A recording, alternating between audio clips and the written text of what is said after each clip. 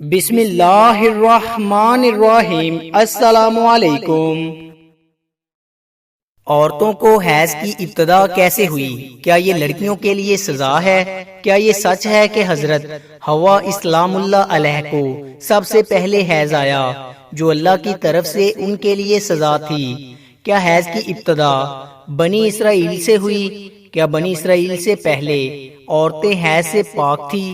آج کی ویڈیو انتہائی تحقیق کے بعد بنائی جا رہی ہے، جس میں ہم اپنے ناظرین کو قرآن و حدیث اور مسند روایات سے ان سب سوالات کے جواب دیں گے۔ اصل میں اس موضوع پر بات کرنا اس لیے بھی ضروری ہے کہ آج کل بہت سی ویڈیوز پھیل رہی ہیں کہ جن میں غیر مسند روایات پیش کر کے سادہ مسلمانوں کو گمراہ کیا جا رہا ہے۔ ایسی ہی ویڈیوز دیکھ کر ہم سب اپنی ماں حضرت حوا اسلام اللہ علیہ پر برائی باندھ دیتے ہیں۔ آپ سے التماس ہے کہ اس ویڈیو کو پورا دیکھیے گا تاکہ دوبارہ کبھی کوئی بھی آپ کو اس موضوع پر گمراہ نہ کر سکے۔ حضرت عبدالزاق اور مسند اسحاق میں حضرت عبداللہ بن مسعود رضی اللہ تعالی عنہ اور حضرت اسماء بن ابی بکر سے روایت نقل کی گئی ہے کہ بنی اسرائیل کی عورتوں کو یہ اجازت تھی کہ وہ بھی مردوں کے ساتھ مسجد میں جا کر نماز پڑھا کرتی تھی۔ مردوں اور عورتوں کے درمیان ایک پردہ ہوتا تھا۔ پھر ایک دن ایک لڑکی اپنی ایڑیاں اٹھا کر مردوں میں اپنے یار کو دیکھنے لگی اور پھر اس نے یہ روزانہ کا معمول بنا لیا۔ اس کی دیکھا دیکھی سبھی عورتیں اپنی مسجد میں آتی اور پھر ایڑیاں اٹھا کر پردے کے اوپر سے غیر مردوں سے تاک جھانک میں لگ گئی۔ چنانچہ ان کو مسجد میں جانے سے ایسے روکا گیا کہ ان پر حیض مسلط کر دیا گیا۔ اب کچھ لوگ اس روایت سے یہ سبق لیتے ہیں کہ حیض کی ابتدا ہی بنی اسرائیل سے ہوئی، جو کہ غلط ہے، کیونکہ مفسرین اس روایت کی تفسیر میں لکھتے ہیں کہ یہ حیض عام نہیں تھا بلکہ بنی اسرائیل کی عورتوں کو مسجد میں گناہ کرنے کی اللہ پاک نے ایسے سزا دی کہ 4 مہینے تک مسلسل صبح و شام وہ عورتیں حیض کی کیفیت میں رہیں اور مسجد میں آنا بند کر دیا۔ پھر جب اللہ پاک نے ان کی توبہ قبول کی تو یہ عذاب ان پر سے ختم ہوا۔ صحیح احادیث مبارکہ سے یہ ثابت ہے کہ عورتوں میں حیض کی ابتدا روزے اول سے ہے۔ آئیں اس بارے میں 2 احادیث مبارکہ بیان کرتے ہیں کہ جن سے ثابت ہوگا کہ حیض کی ابتدا پہلے دن سے ہی ہے، نہ کہ بنی اسرائیل سے اس کی ابتدا ہوئی۔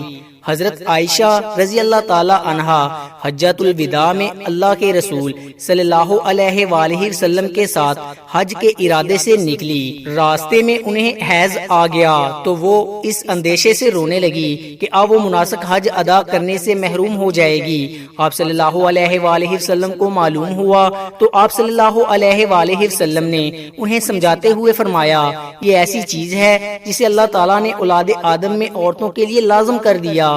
اس حالت میں تم بھی وہی سب کرو جو حاجی کرتا ہے، صرف پاک ہونے تک بیت اللہ کا طواف نہ کرو۔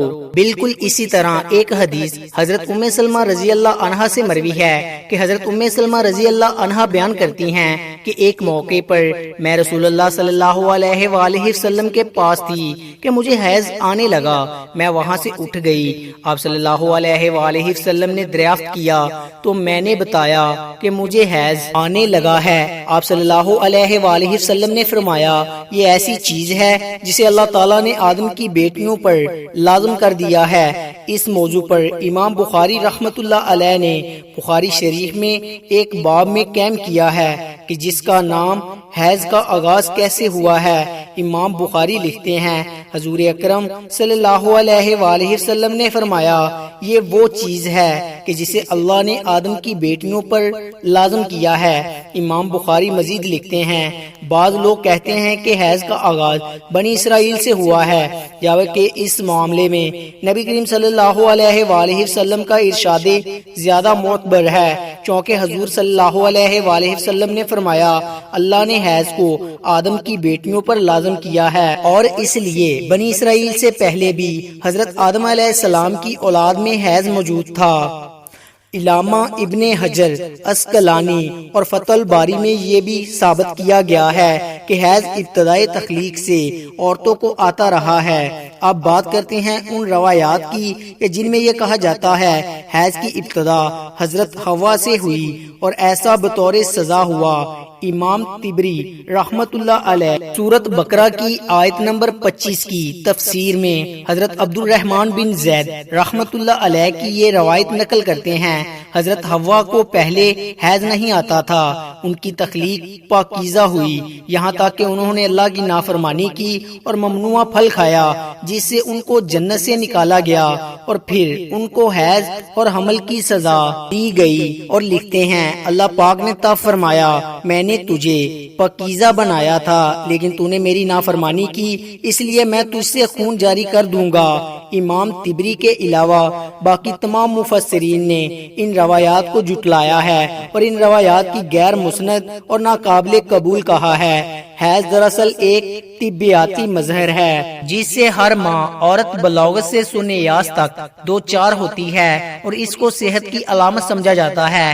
اسی حیض کے خون سے ہی بچے کی پرورش کی جاتی ہے، یہ اللہ پاک کا نظام ہے۔ غیر حاملہ عورت کو اگر حیض نہ آئے تو اس کو بیماری کی علامت سمجھا جاتا ہے، یہ عورت کے لیے کوئی سزا نہیں ہے، اور نہ ہی یہ بات کسی روایت سے ثابت ہے کہ حیض عورت کی سزا ہے، بلکہ یہ ایک ذمہ داری ہے جو اللہ پاک نے انسانیت کی تخلیق کے لیے عورتوں پر ڈالی ہے، اسی لیے جو عورتیں اس ذمہ داری کو بخوبی نبھاتی ہیں وہ اجر و ثواب کی مستحق ہیں، جیسا کہ حضرت عائشہ رضی اللہ تعالی عنہا نے ایک دفعہ حضور پاک صلی اللہ علیہ وآلہ وسلم سے سوال کیا کہ اے اللہ کے نبی، مجھے تو لگتا ہے کہ عورتیں پیدا ہی مصیبت جھیلنے کے لیے ہیں۔ حضرت عائشہ کا اشارہ حیض اور حمل کی تکلیف کی طرف تھا۔ حضور پاک صلی اللہ علیہ وآلہ وسلم مسکرائے اور فرمایا نہیں، بلکہ یہ ایسی چیز ہے کہ جس کے ذریعے بنی آدم کی عورتیں آزمائی گئی ہیں۔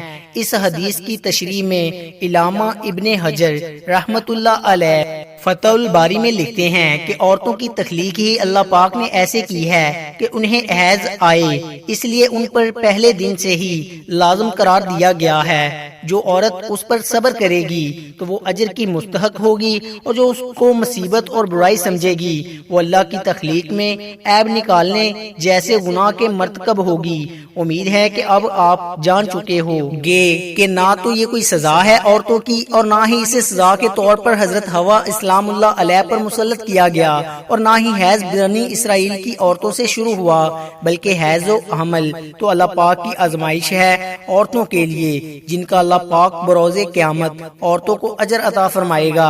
اے اللہ پاک ہماری تمام بہنوں کو اس آزمائش میں صبر تحمل عطا فرما، ہم گناہوں سے دور ہو جائیں اور نیک اعمال کرتے رہیں۔ کومنٹ سیکشن میں آمین لکھنا مت بھولیے گا۔